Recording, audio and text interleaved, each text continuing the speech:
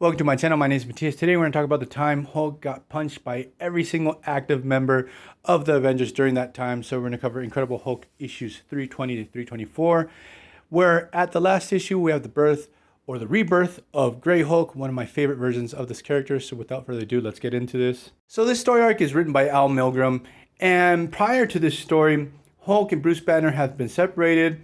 Now Hulk is romping around the desert and being hunted down by the Hulkbusters. And Bruce Banner just got married to Betty Ross, and he's dealing with a lot of anxiety with the fact that he knows that Hulk is still out there. It's pretty funny in these issues, before everything goes south for Bruce Banner, that Betty Ross and Rick Jones are trying to convince Bruce to start thinking about having a normal life and forget about Hulk for a time. And Betty even wants to go on a honeymoon because they just got married.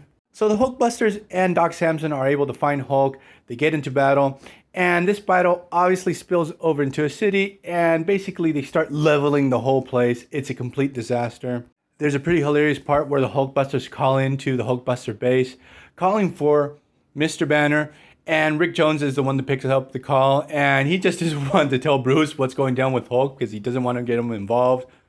So what happens obviously is Hulk is able to destroy the Hulkbuster's weird tricycle tank, and he just obliterates poor Doc Samson.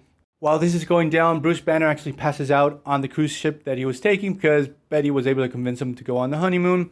He's taken back to the Hulkbuster base, and the lowdown is that he's dying and he needs to reincorporate the Hulk back into him.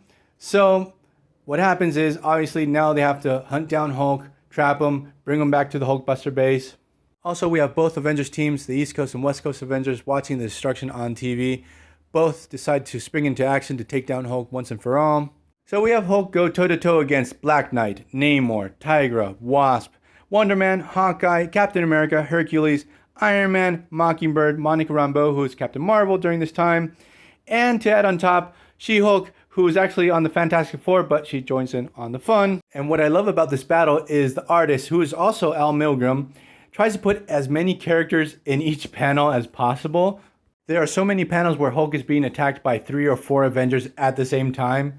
You feel sort of bad for Hawkeye, Cap, and Mockingbird, who are way out of their league. Like, they're trying to pitch in, but they can't really do anything to the Hulk. And it's really interesting to see that the people of the city where this battle is taking place are getting more and more angry, not only with the Hulk, but also with the heroes, because there's a ton of collateral damage all over the place, and basically there's nothing left of where they lived. Finally, the Avengers are able to knock out Hulk, and while this is going down, Captain America has to go and talk to the people of the city to calm him down, and they're really pissed off with him, and actually Rick Jones has to intercede with this whole situation to calm everyone down. So now we have Hulk, he's down for the count, and seemingly he started to lose molecular cohesion. He's starting to phase out of existence. So this is happening to Bruce Banner too. So what happens is they call in Vision, who has density powers and stuff like that. He flies over to the Hulkbuster base. He phases into Bruce Banner. He takes over his body, and then he goes flying as Bruce Banner all the way to Hulk, phases into Hulk, and gets both characters back into each other. That sounded really weird, but Vision almost gets killed, but mission accomplished. Hulk is fused back to Bruce Banner. Of course, Hulk flips his shit. He destroys a couple of tanks. They're able to calm him down. They take him back to the Hulkbuster base. Now back at the Hulkbuster base, Doc Samson wants to try for the second time his cure for the Hulk. And while this is going down, Bruce Banner reawakens and discovers he's back with the Hulk in the first place and sort of loses it. And when reading this issue, I realized that body horror has always been a big part of the Hulk comic books. It pops up every once in a while, and it's very impactful.